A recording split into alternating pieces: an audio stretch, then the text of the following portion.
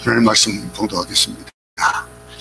창세기 47장 1절부터 10절과 29절부터 31절 말씀입니다. 다같이 종들과 그들의 양과 소와 모든 소유가 가나 너희 생업이 무엇이냐?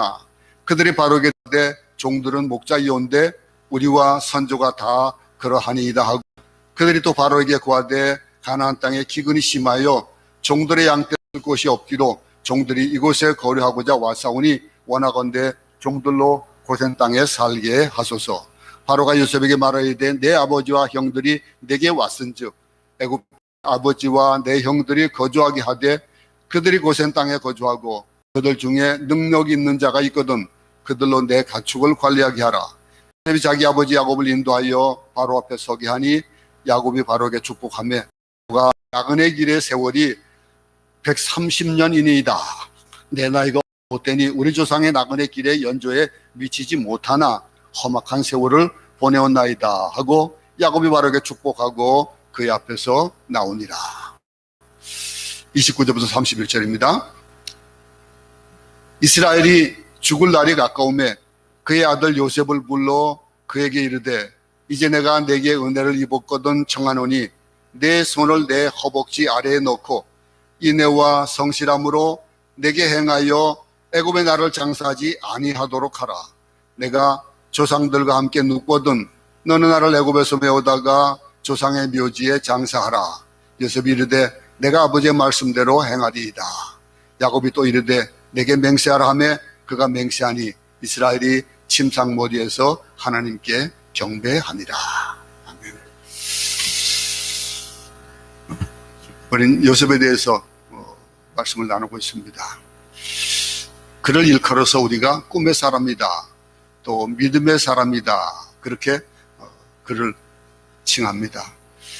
하나님으로부터 꿈을 받았고 하나님을 신뢰하는 그 믿음으로 인해서 그 꿈을 이루는, 그래서 그 꿈을 이루나가는 아름다운 꿈꾸는 아름다운 사람입니다.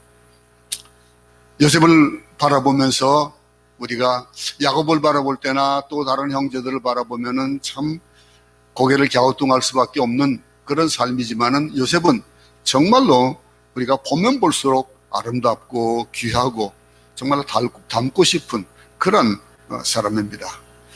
그는 상처를 많이 받았습니다.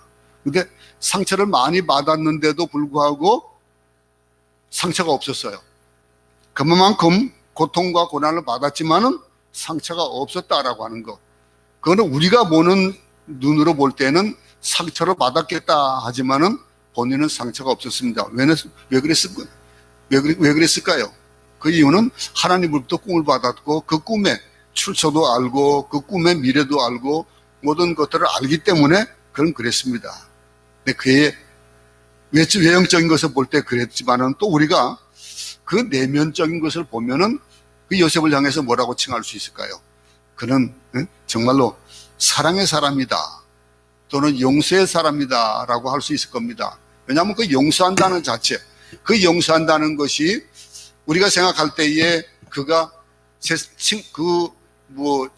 형제들이 용서받을 수 없을 만한 사람인데도 불구하고 그는 용서를 했거든요. 그렇기 때문에 그를 용서의 사람이다라고 안 부를 수가 없는 거예요. 이게 사랑의 본질은 뭘까요? 상대적이거든요. 사랑이라는 것은 어떤 것을 내가 받으면은 사랑하는 것은 이 조건적인 거라는 것이 참 많습니다. 근데 실질적인 사랑은 그럼에도 불구하고 사랑이에요.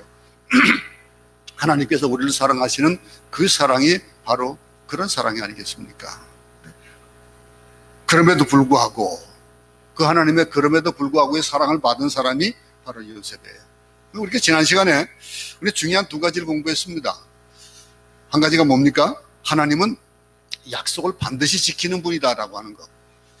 신실한 분이시고 약속을 반드시 지키시는 분이기 때문에 그 속성 자체 때문에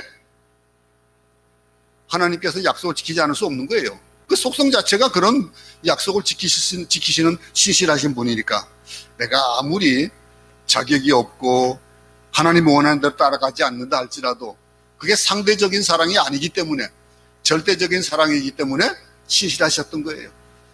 내 조건이나 내 상황이나 내 믿음에 따라서 그것이 변개되는 것이 아니기 때문에 그 신실하심, 완전하심, 영원하심을 포기하고 계신, 포함하고 계신 그런 하나님의 성품 때문에 그렇습니다. 그 하나님의 성품을 가진 요셉과 우리를 비교해 볼 수 있게 되길 바랍니다.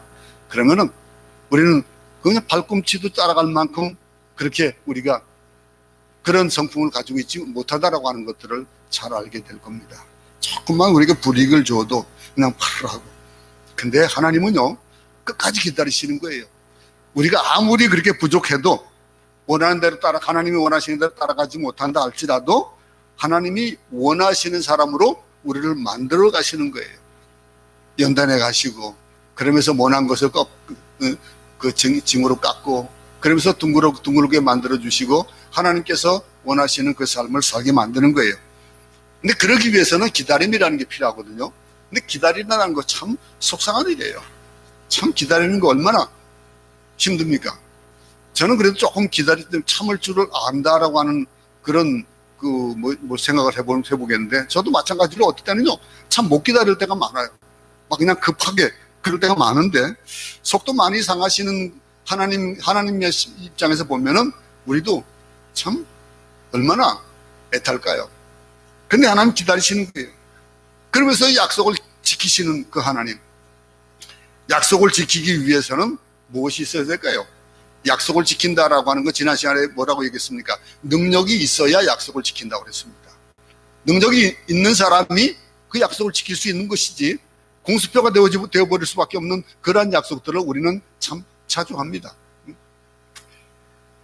하나님은 야곱에게 신실하셨고 야곱에게 하신 약속을 지키셨고, 우리 인생의 마지막을 하나님이 복으로 주실 것이다, 복으로 장식해 주실 것이다 라고 하는 것들을 우리는 이 요셉을 통해서, 또 야곱을 통해서 보게 되는 거예요. 하나님이 주신 약속의 성취에는 그분의 인자하심과 선하신 인도함이 있다라고 하는 것들을 우리는 구구절절히 말씀을 보면서 알게 되는 거예요. 근데 약속의 성취라는 말에는 하나님이 우리를 인도하신다는 내용이 포함되어 있는 거예요.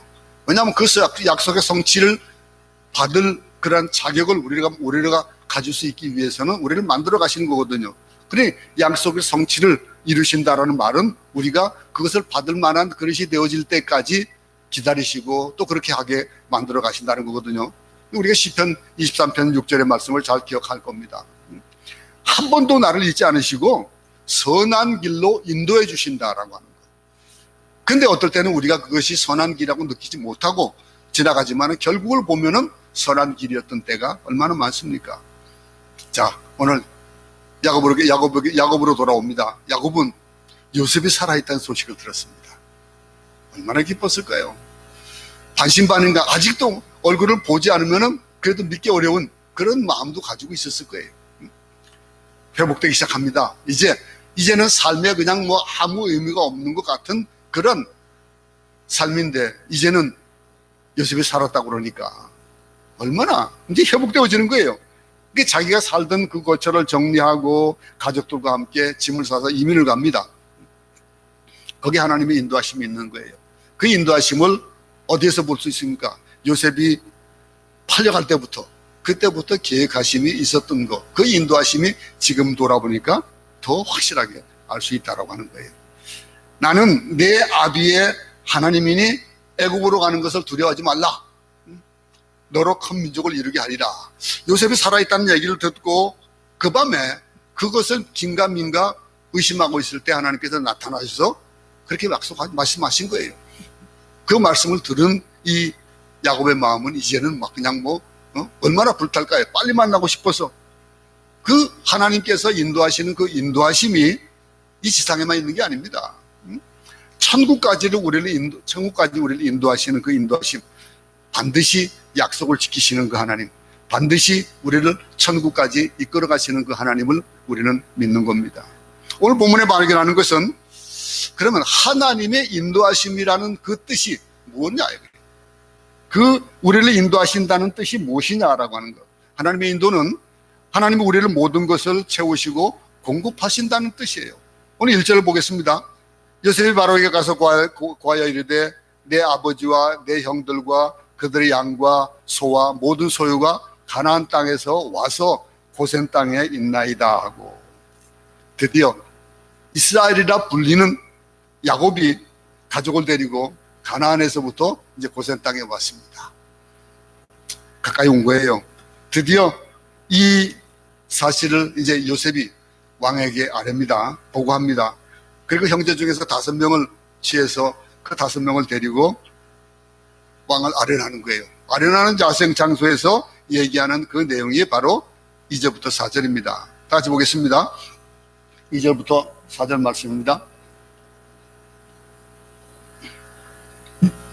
그의 형들 중 5명을 택하여 바로에게 보이니 바로가 요셉의 형들에게 묻되 너희 생업이 무엇이냐?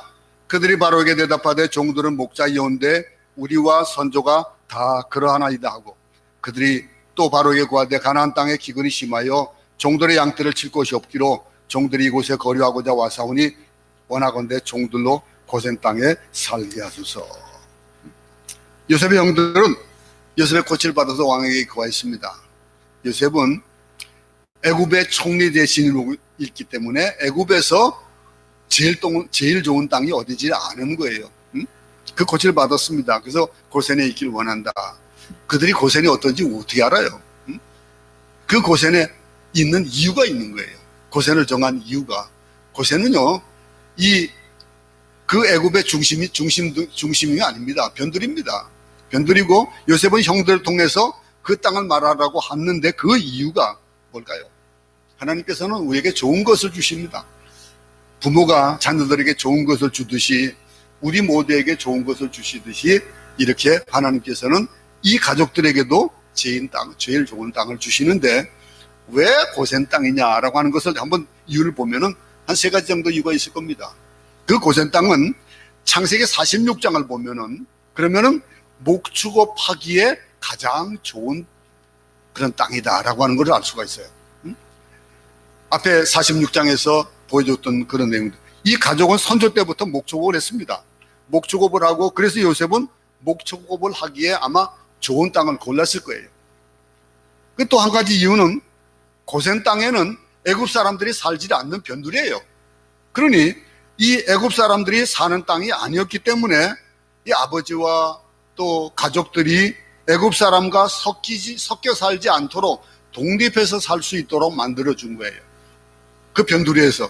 왜냐하면요, 야곱은 애굽 사람들이 믿는 신을 믿지 않았습니다. 그는 철저하게 하나님을 신뢰하고 하나님을 믿었던 사람이고, 그렇기 때문에 이 애굽 사람들이 믿는 신을 믿지 않아야 되는데 가족들은 어떻게 될까요? 만약에 그 애굽의 그 중심에서 애굽 사람들과 같이 섞여 살다 보면은 어떻게 될까요?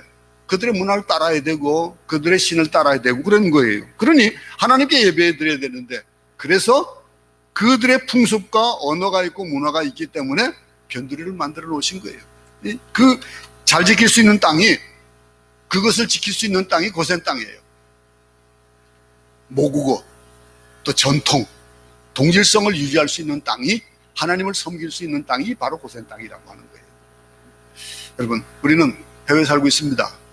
선교사가 이곳에 와가지고 선교사 자녀들이 한국말을 잘 못하는 사람들이 참 많아요. 왜냐면은 우리 세대는, 그러니까 여러분 세대는 좀 아니죠. 저희 같은 세대는 뭐냐면은 우리는 영어가 그렇게 모국어 같은 삶이 아니거든요. 제대로 쓰는 삶이 아니기 때문에 영어를 잘 못해요. 저만 하더라도 여기 올 때 영어를 제대로 못했습니다. 그냥 조금 아는 정도. 그리고 아이들도 마찬가지였고, 그러다가 이제 따가울 공부를 하고 이제 그렇게 해야 되는 그런 과정이 되어졌는데, 그러다 보니까 아이들은 어떻게 합니까? 잘 배워요. 언어가 얼마나 능통한지 몰라요. 잘 배우니까 어떻게 합니까? 영어를 잘하고 학교 가다 보면 영어를 하고 하다 보니까 어떻게 집에서 오면은 부모들이 어떻게 생각하냐면은, 야, 내가 못하는 거 잘하네. 제 손주들이 어린 손주들인데 미국의 손주나 여기 있는 뭐 손주들 보면은 영어를 너무 잘 알아요. 그러면서 할머니 단어가 그 발음이 틀렸어요. 할아버지 발음이 좋아요. 뭐 이러는 이게 아주 그냥 이쁜 거예요. 그러다 보니까 부모들이 영어 하는 걸 내두잖아요. 우리말 하는 거를 갖다가 자꾸 까먹게 되면은 나중에 못해요. 저희는 그걸 오자마자 집에서는 너희들은 영어 못 쓴다. 그리고 가정예배 드리면서 꼭 성경 읽을 때 한국말 성경 읽는다. 그리고 아이들에게 꼭 하루에 5장 이상씩을 성경을 쓰게 했어요. 근데 성경을 쓰되 한국어 성경을 쓰게 했습니다. 얼마 전까지 제 아들이 쓰던 그 성경 쓰던 저기 가정예배 때 쓰던 그런 노트가 있었어요. 근데 뭐 짐작이 나서 요즘 보니까 없더라고요. 어떻게 이렇게 부모들이 언어를 잘 가르치지 않으면은 선교사님 집에 전화하잖아요. 그러면 아이가 우리말을 잘 몰라요. 가지고 한국말로 얘기하면 잘 못 알아들어가지고 영어로 막 그냥 얘기를 해요. 그게 좋은 일 아니거든요. 바로 그런 거 하나의 예지만은 만약에 이들이 애굽 땅에서 애굽의 문화를 가지고 산다 보면은 자기도 모르게 따라가는 게 돼 있는 거예요. 그래서 변두리의 고센 땅에 살게 했습니다. 또 한 가지가 더 중요한 이유가 있습니다. 고센 땅은요, 가나안과 가장 접경에 있는 땅이에요. 가까이 있는 곳이에요. 언제라도 가나안으로 돌아갈 수 있는 땅이 고센 땅입니다. 마음만 먹으면 돌아갈 수 있는 것. 요셉은 이것을 염두에 두었습니다. 얼마나 철저합니까? 기근을 피해서 애굽으로 오게 됐지만은 가나안을 잊은 것이 아니에요. 그것이 그곳에서 어린 세월을 지나오면서 총리가 되면서까지 그러면서 얼마나 그리웠냐 이거죠. 저는 이제 선교지에서 30년이 지나고 나니까 한국이 좋아요. 한국에서 살고 싶은 마음이 있어요. 왜 그런 얘기 하더라고요. 남들이 은퇴 후에 필리핀에서 뭐 필리핀으로 막 그냥 뭐 은퇴해가지고 가서 살 곳을 만들어 놓는데 그곳에 있으면서 한국이 뭐가 좋아요? 그런데 한국이 살아보기도 좋더라고요. 근데 어쨌든 이 일들, 이 땅에서 우리가 살아가는데 우리는 잠깐 천국을 잊어버리고 살 때가 얼마나 많은지 몰라요. 우리에게 주어진 이 땅에 이게 영원한 땅이 아니거든요. 오죽하면은 유행가 가사에서 나그네를 얘기를 합니까? 인생은 나그네 길이다. 왜 그럽니까? 우리의 천국이 있는 거예요. 우리의 본향이 있는 거예요. 애국과 같은 그런 곳, 이 땅에서 우리가 거주하고 안주하고 있을 곳이 아니라고 하는 거예요. 우리가 가야 할 땅, 젖과 꿀이 흐르는 땅, 영원한 땅, 하나님의 나라, 그것을 그리는 마음으로 요셉은 고센 땅을 정한 겁니다. 그 이유가 뭐라고요? 목축하기에 가장 좋은 비옥한 땅이고, 또 한 가지는 그 문화를 잊어버리지 않기 위해서 하나님을 예배하는 삶을 살기 위해서, 그리고 또 한 가지는 본향으로 갈 수 있는 곳을 택해서 이 고센 땅을 정한 거예요. 이걸 보면서도 우리도 아마 생각해 볼 수 있는 것들이 몇 가지 있을 겁니다. 요셉의 형들은 이제 왕에게 가서 요청을 했습니다. 요청을 했는데 5절부터 6절 보겠습니다. 바로가 요셉에게 말하 이르되 내 아버지와 형들이 내게 왔은즉 애굽 땅이 내 앞에 있으니 땅의 좋은 곳에 내 아버지와 내 형들이 거주하게 하되 그들이 고센 땅에 거주하고 그들 중에 능력이 있는 자가 있거든 그들로 내 가축을 관리하게 하라. 바로가 허락하는 거예요. 하나님이 여러분에게 풍성한 것을 허락해 주실 줄 믿습니까? 믿는 거예요. 모르겠습니다. 여러분들은 뭐 믿는지 안 믿는지 표정 보니까 잘 모르겠는데 믿으시기 바랍니다. 필요한 것을 허락해 주시는 거예요. 지금까지 살아온 여러분들의 나날들을 보세요. 어떨 때는 부족한 것 같이 느꼈지만은 우리가 지금까지 살아왔습니다. 매일매일의 삶 가운데서 하나님이 주실 때는요 항상 언제나 좋은 것을 주세요. 근데 좋은 것이 우리가 생각할 때 좋은 것이 우리에게 나쁜 것일 수가 있거든요. 그래서 안 주시는 것 뿐이에요. 제가 요즘 한 5, 6년 전에 몸무게로 다시 이제 환원했어요. 옛날 이제 아내가 오고 나니까 식습관이 이제 딱 맞춰져 가지고 이제 만들어졌어요. 근데 대부분이 뭐냐면은 밥을 멀리 하는 거예요. 단백질은 조금만 먹고 그리고 야채나 육식이나 이런 걸 먹으니까 몸무게가 다시 돌아왔어요. 여러분, 우리에게 좋은 것, 우리에게 나쁜 것, 그거는 우리 몸이 얘기하거든요. 먹어서 좋은 것과 먹어서 나쁜 것들이 있는데도 불구하고 내가 원하는 건 아닐 수 있는 거예요. 내가 좋아하는 것이 있을 수 있는 거예요. 근데 그런 것들을 보면서 우리가 하나님께서는 우리의 필요를 채워주시는 분이다라고 하는 것들을 우리는 믿을 수 있기 바랍니다. 마태복음 6장을 기억하십니까? 마태복음 6장 31절 32절 한번 찾아보겠습니다. 띄우지는 않겠습니다. 마태복음 6장 31절 32절 한글 개역으로 제가 읽겠습니다. 그러므로 염려하여 이르기를 무엇을 먹을까 무엇을 마실까 무엇을 입을까 하지 말라. 이는 다 이방인들이 구하는 것이라. 너희 천부께서 이 모든 것이 너에게 있어야 할 줄을 아시느니라. 하나님이 아시는 거예요. 먹고 마시는 것, 그것을 구하는 것들은 뭐라고 합니까? 이방인, 즉 하나님이 없다고 하는 사람들이 구하는 것이다 라고 얘기를 했습니다. 이 말은 뭡니까? 이 세상에 살아가지만은 그러나 이 세상에서 필요한 것들은 어떤 것들은 하나님의 필요가 아닌 것들이 있을 수 있다는 거예요. 그래서 하나님이 필요한 걸 주신다는 거예요. 하나님 믿고 신뢰하는 사람은 그 나라와 그 의를 구한다는 거예요. 그러면은 거기에 모든 것을 더하여 주신다라고 하는 것. 그건 덤이라는 거예요. 더하여 주시는 것들은. 이 사실을 믿으시기 바랍니다. 세상이 아무리 험해도 하나님은 우리에게 먹을 것과 마실 것을 주시는 거예요. 모세가 광야에 살 때 만나를 먹었습니다. 그 만나를 먹었는데 우리가 배우는 것은 음식은 내가 노력해서 먹는 것 그런 줄 알죠. 내가 수고하고 내가 애쓴 만큼 먹는 줄 알죠. 아니요. 하나님이 주시는 거예요. 우리가 성실하게 그 의무를 다해야 되지만은 그건 하나님이 주시는 거예요. 직장에서 땀 흘려 일한다고 먹을 것이 생기는 게 아니에요. 양식은 하나님이 주시는 겁니다. 그렇기 때문에 우리가 감사 기도를 드릴 수 있는 것이고 거기에 대해서 감사가 우리 입에서 나올 수가 있는 거예요. 그걸 명심할 수 있기 바랍니다. 하늘에서 만나가 내립니다. 매일매일 내리는 겁니다. 이게 양식이에요. 그렇기 때문에 양식을 독점하거나 음식을 가지고 사람을 조종하면 안 되는 거예요. 식당 하는 사람들이 그 재료를 아끼고 또 거기에 대해서 다른 마음을 품으면 어떻게 됩니까? 금방 알잖아요. 손님들이 알아요. 그래서 그곳에 안 가요. 그러면 어떤 결과가 나타나는 거예요? 그렇게 예를 들을 수 있겠지만 이 음식 먹는 거 가지고 국민을 컨트롤하려고 하는 그런 북한 같은 나라 그런 거 보세요. 어쨌든 사재기도 하고 그러잖아요. 사재기 한다. 그게 하나님의 뜻입니까? 아니에요. 필요한 만큼을 주시는 거예요. 이 지상에 있는 음식을 골고루 나눠 먹으면 다 필요한 만큼이에요. 근데 보세요. 어느 한 곳으로 몰렸기 때문에 부족한 것이지 그것이 공통적으로 필요한 만큼을 하나님은 주신다는 거예요. 왜 죄인인 인간은 식량을 독점하려고 그러고 식량 가지고 장사를 하고 그래서 어떤 사람은 음식을 먹어가지고 막 굶주리는가 하면은 어떤 사람은 그 음식을 버려요. 한번 생각해 보셨습니까? 여러분 음식 찌꺼기가 나온다라고 하는 거.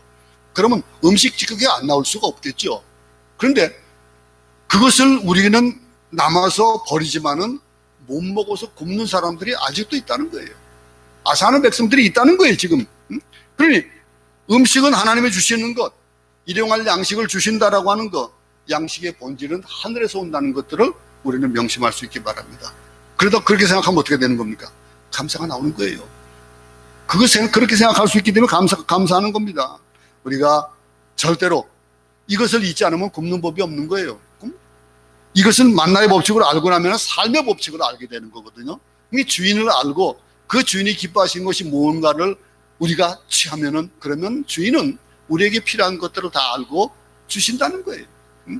여러분, 하나님께서 오늘 먹을 양식을 주신다고 믿고 하나님 나라와 그 의를 구하면은 하나님께서 우리에게 필요한 것들을 채워 주신다는 거예요. 돈 문제, 직장 문제, 생업 문제 걱정하지 마세요. 우리에게 필요한 것들, 우리가 기도하는 거의 대부분의 것이 생업 문제일 경우가 있습니다. 미국에 있는 딸이 전화가 왔어요. 거기는 그 외국인이건 아니건 근데 목회자니까 목회자들이 먼저 예방주사를 맞는답니다. 예방주사 맞는데 제 딸이 심장이 좀 안 좋아요. 그래서 그런 얘기를 심장이 안 좋은데 그거 괜찮겠어? 그러니까 그래도 하나님이 알아서 하시겠지요. 하나님께서 그 일들을 주관하신다는 걸 믿고 얼마나 감사함으로 받는다는 거죠.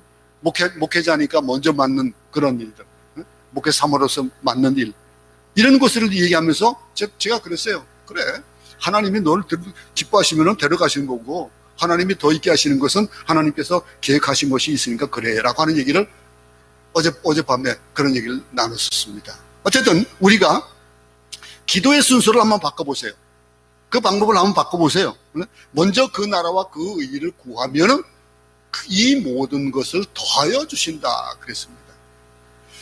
우리 민족도 마찬가지입니다. 하나님을 경외하는 민족, 하나님을 신뢰하는 민족이 되면 얼마나 좋을까요? 우리 믿음의 선조들이 그렇게 해왔는데 요즘은 점점 그게 멀어져 가잖아요.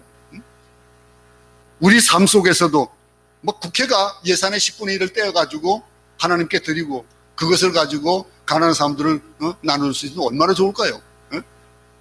그러나 우리 살아가면서 10분의 1을 뗀다라고 하는 그 의미도 중요하겠지만은 그러나 이 모든 것의 출처가 어딘지를 아는 사람들, 그런 사람들이 위정자가 되어지고 그런 사람들이 나라를 지키는 사람이 되어진다면은, 그런 사람들이 가르치는 사람이 되어진다면은 그 나라는 어떤 나라가 되어지겠습니까?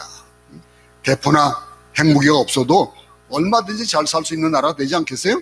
하나님의 일을 위해서 쓰는 그런 일을 우리가 목적을 두고 산다면은, 오늘 우리는요 야곱을 통해서 하나님이 정말로 필요한 만큼을 주시고 원하는 만큼 주시는 놀라운 하나님이신 것을 발견하게 되는 겁니다.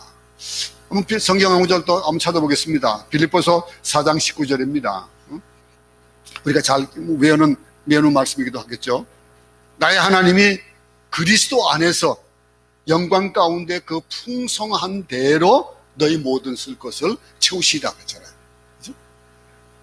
시편 28편 7절로 이렇게 말씀합니다. 여호와는 나의 하나님, 나의 힘과 나의 방패시니 내 마음이 저를 의지하여 도움을 얻었도다.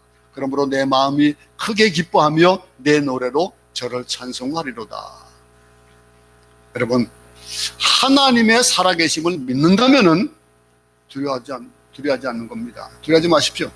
우리의 필요한 것, 먹을 것, 마실 것 풍성하게 채워주실 것을 이 요셉의 가족들을 보면서, 야곱의 가족들을 보면서 우리는 배울 수 있길 바랍니다. 하나님의 인도하심은 뭡니까? 하나님의 채우심이에요. 하나님 우리가 목마르지 않도록 하실 것이고 그 배에서 생수가 흘러나오게 하실 겁니다. 채우시되 풍성하게 채우신다 그랬습니다. 잔이 넘치게 해주신다 그랬습니다. 우리 모두에게 이런 격려의 말이 우리의 입에서 나와서 모두에게 들려줄 수 있는 그런 우리의 생활이 되기 바랍니다. 약속을 지키시고 생애를 인도해 주시고 필요를 채우시는 하나님을 찬양하고 신뢰하는 그런 이들의 가족을 보면서 우리가 안 된다는 말 하지 마시기 바랍니다. 자기 말로 자기 미래를 만드는 경우가 얼마나 많은지 몰라요. 하나님은 된다고 하시는데 쫓아다니면서 안 된다고 하는 사람들이 얼마나 많은지 몰라요. 그저 이 하나님을 제한하는, 하나님을 막는 그런 일들이 우리 삶 가운데도 있어요. 내가 생각할 때 이거는 아니야 라고 하는 것들이 하나님께서는 맞아 라고 하시는 경우가 얼마나 많은지 모릅니다. 우리 교회가 이렇게 세워졌습니다. 우리가 교회가 세워진 지가 벌써 10여 년이 지났어요.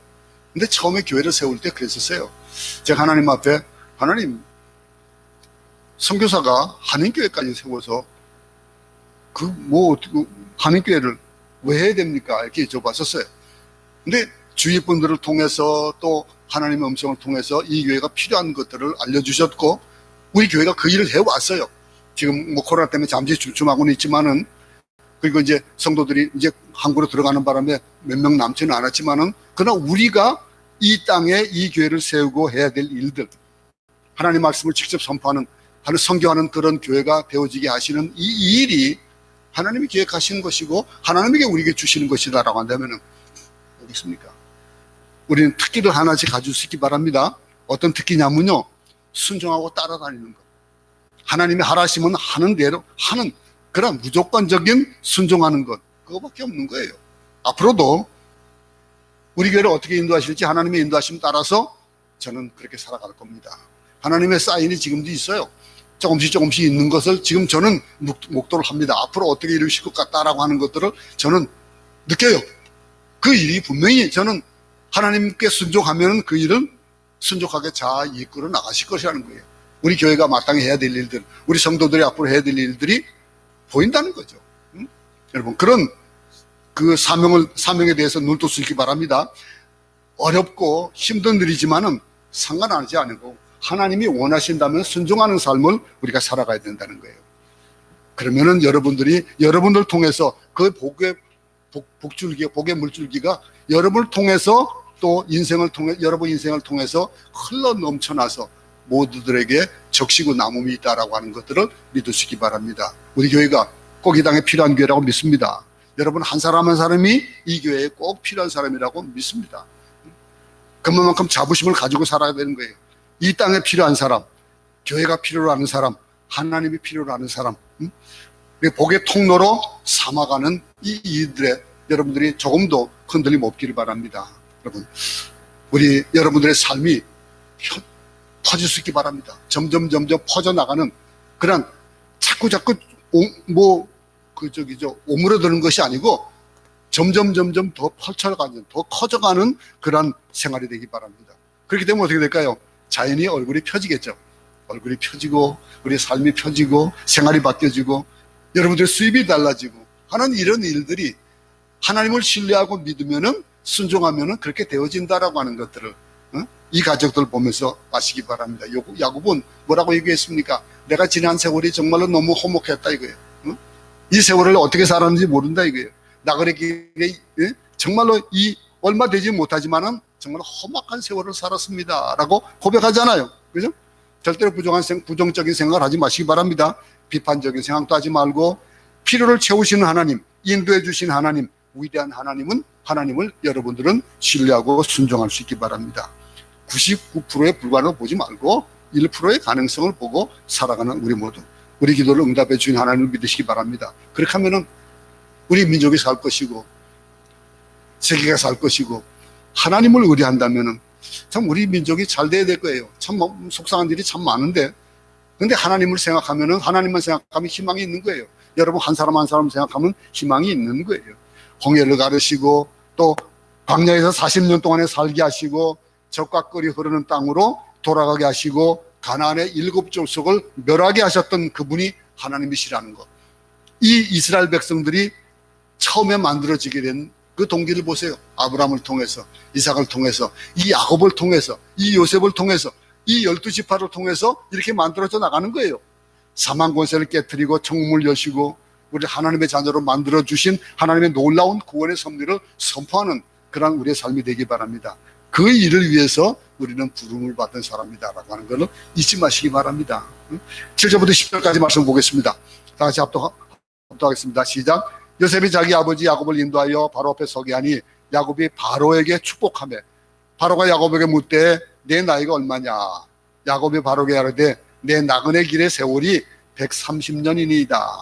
내 나이가 얼마 못 되니 우리 조상의 나그네 길의 연조에 미치지 못하나 험악한 세월을 보내나이다 하고 야곱이 바로에게 축복하고 그 앞에서 나옵니다. 여러분 이 메시지 두 가지를 배울 수 있기 바랍니다. 야곱이 바로에게 축복을 했습니다. 야곱이 바로에게 축복했다? 야곱은요 들어갈 때 나올 때 축복했습니다. 우리 세상에서 초라한 노인을 하나 봐요. 나이 많은 노인, 힘없는 노인. 상대는 누구예요? 나라를 호령하는 애굽의 큰 왕이에요. 애굽의 왕입니다. 그 초라한 노인과 권력을 가진 왕을 만나는 보는데 이 놀라운 사실은요 별 볼 일 없는 노인이 최고의 권력자를 축복했다는 사실이에요. 여러분들은 이런 축복권을 가지고 있는 사람들입니다. 그렇기 때문에 우리가 축복하는 이 축복으로 많은 사람들이 세상에서 볼 때는 초라해 볼지 모르지만은 우리의 축복이 큰 능력을 나타내는 겁니다. 축복의 통로, 이게 우리들입니다. 아무것도 아니지만은 우리가 세상을 축복할 수 있는 축복권을 가지고 있는 사람이다라고 하는 것. 예수의 이름으로 축복하고 격려할 수 있는 야곱이 바로를 축복했습니다. 야곱은 바로에게 자기가 믿는 하나님을 소개하는 거예요. 하나님을 자랑하고 있고 어떤 집을 신방할 때나 어떤 누구를 만날 때 그 가정을 위해서 축복할 수 있기 바랍니다. 축복하고 예수 그리스도를 말미암아 복의 근원이 되는 줄을 우리 믿으시기 바랍니다. 우리는 그런 사람들이에요. 지난 시간에도 말씀했지만 우리는 정말 어깨를 펴고 살아야 되는 그런 사람들입니다. 우리가 어느 공동체에 들어가면은 그 공동체가 살고 그 직장에 들어가면 직장에 살아야 되고, 가는 데마다 복을 나누어 주고 위로해 주고 죽었던 것을 살리고 화해시키는 사람이 나라고 하는 것, 우리 모두라고 하는 것을 잊지 말기 바랍니다. 여러분의 자녀를 축복하시기 바랍니다. 축복하고 잠자는 자녀의 머리에 손을 얹고 기도하세요. 직장에 들어가면서 그냥 들어가지 말고 들어가면서 축복하고 나오면서 축복하고 집에 갈 때도 축복하며 들어가고, 이 축복이 우리가 줄 수 있는 축복을 선언하고 베풀고 나누어 주는 사람이라는 것. 또 한 가지는 이 야곱을 보면서 배우는 것이, 야곱이 자신의 삶을 뭐라고 합니까? 인생은 나그네기다 얘기합니다. 나그네인데 험악한 삶이었다 이렇게 고백합니다. 나그네 삶은 아무리 좋아도 험악한 삶이에요. 이 인생을 정리하기를 두 마디로 정리했습니다. 인생은 나그네다, 험악한 삶이었다. 이 두 가지 말로 정리한 거예요. 하나님을 만나는 것이 평안이고 그리고 행복입니다. 야곱의 생애를 보면 참 안쓰러워요. 근데 이제는 비옥한 땅을 허락받아서 가족과 함께 꿈에도 잊지 못한 요셉과 함께 행복하게 살게 될 겁니다. 우리 모든 가정이 그런 회복의 역사가 있길 바랍니다. 험악한 세월을 보내고 하나님 안에서 안식과 복을 누리는 그런 11절부터 26절까지는 요셉이 자기 가족을 돌보고 애굽을 잘 다스려서 7년 기근을 보내는 모습이 쭉 기록이 되어 있습니다. 우리가 11절부터 앞에 그 26절까지 안 읽은 그 내용들이 이제 그런 내용이고, 그럼 이어서 보겠습니다. 27절부터 28절을 보겠습니다. 27절, 28절은 이스라엘 족속이 애굽 고센 땅에 거하며 거기서 산업을 얻고 생육하며 번성하였더라. 야곱 애굽 땅에 17년을 거하였으니 그의 수가 147세라 그랬습니다. 야곱은 생애의 마지막 17년을 행복하게 살았습니다. 풍성하게 살았습니다. 기근 속에서도 보호받고 살았습니다. 우리 모두 인생의 말년이 이처럼 되면 얼마나 좋을까요? 이처럼 되어주시기 바랍니다. 자녀 때문에 눈물을 흘리지 않길 바라고 안심하고 평안한 기쁨의 삶을 살 수 있길 바랍니다. 제주에도 그런 분들이 많아요. 젊을 때는 참 풍성하게 정말로 잘 살다가 마지막을 참 어렵게 사는 사람이 있는가 하면은, 젊을 때는 좀 고생을 하고 그렇지만은 나중에 평안한 삶을 사는 사람들을 보게 됩니다. 어떤 것이 더 좋을까요? 고생을 했더라도 말년에 이렇게 기쁘고 즐거운 게 좋지 않겠습니까? 근데 보세요. 이런 기쁨의 삶을 살고 나서 오늘 이 마지막 29절 31절을 한번 보겠습니다. 다 같이 한번 한 목소리를 읽겠습니다. 시작. 이스라엘이 죽을 날이 가까우매 그의 아들 요셉을 불러 그에게 이르되, 이제 내가 내게 은혜를 입었거든 청하노니 내 손을 내 허벅지 아래에 넣고 인내와 성실함으로 내게 향하여 애굽의 나라를 장사하지 아니하도록 하라. 내가 조상들과 함께 눕거든 너는 나를 애굽에서 메우다가 조상의 묘지에 장사하라. 요셉이 이르되 내가 아버지의 말씀대로 행하리이다. 야곱이 또 이르되 내게 맹세하라 하며 그가 맹세하니 이스라엘이 침상머리에서 하나님께 경배하니라 그랬습니다. 이제 마지막 야곱의 말에 귀를 기울이시기 바랍니다. 그는 지금 애굽에서 편하게 지내지만 결코 애굽에 묻지 말라는 거예요. 이 세상에 여러분들 고난 가운데 있는 사람들은 그럴 수 있겠지만은, 고난이 아니고 평안한 삶에 있는 사람들은 안주하고 싶을 때가 있을 겁니다. 근데 지금이 좋사오니, 이제가 좋사오니, 그 안주하지 말라는 거예요. 지금 애굽에서 편하게 지내지만은 결코 애굽에 묻지 말라라고 이스라엘은 그렇게 얘기하고 있습니다. 자기가 죽으면은 하나님이 약속하신 그 땅에 묻어달라라고 맹세까지 시키면서 그렇게 얘기를 하고 있습니다. 야곱의 마음속에는 하나님이 계셨습니다. 하나님의 약속이 있었고 그 약속의 땅이 있고, 이게 비전이에요. 우리 모두도 그런 비전을 가지고 살 수 있기 바랍니다. 우리가 풍요로움을 누린다는 거, 이 세상에서 풍요를 누린다는 거 참 얼마나 좋습니까? 그런다 그것이 끝이 아니고 이 세상은 나그네 길이라고 하는 것, 이 세상을 끝내고 나면은 우리에게는 저천국의 삶이 있다는 것을 바라보는 그런 죽더라도 비전은 계속된다는 거예요. 이 비전은 예수 그리스도까지 이르는 우리에게 가족을 위한 비전, 나라를 위한 비전이 있고, 그 비전은 나로 끝나는 것이 아니고 그 결과는 예수 그리스도여야 됩니다.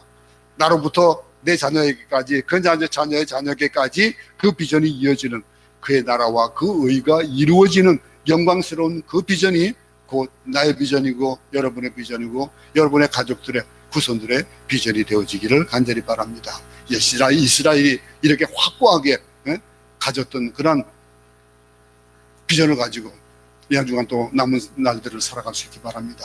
내가 누구냐라고 하는 거, 나는 축복을 전해주는 사람이고 그 축복이 전해지고 그러므로 해서 지금 현재 복을 받을 수 있겠지만은 그 복이 끝이 아니고 우리는 이 비전을 품고 우리의 끝까지 죽더라도 그 천국을 사모하는 그런 삶이 있어야 되겠다라고 하는 각오로 또 남은 날들을 살아갈 수 있기를 간절히 바랍니다.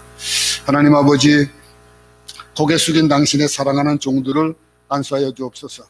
성령의 안수가 있기를 원합니다. 이들이 하나님의 약속을 보게 하시고 인도하심을 경험하게 하여 주시며 그 복이 나로부터 내 자녀에게 펼쳐지고 또 후대까지 펼쳐지는 그런 하늘의 그러한 비전을 가지고 사는 우리 모두가 되도록 도와주시옵소서. 예수님 이름으로 기도드렸습니다. 주기도문으로 예배 마치겠습니다. 하늘에 계신 우리 아버지여, 이름이 거룩히 여김을 받으시오며 나라에 임하옵시며 뜻이 하늘에서 이룬 것 같이 땅에서도 이루어지이다. 오늘 우리에게 일용할 양식을 주옵시고 우리가 우리에게 죄진 자를 사해 준 것 같이 우리 죄를 사해 주옵시고 우리를 시험에 들게 하지 마옵시며 다만 악에서 구하옵소서. 나라와 권세와 영광이 아버지께 영원히 있사옵나이다. 아멘.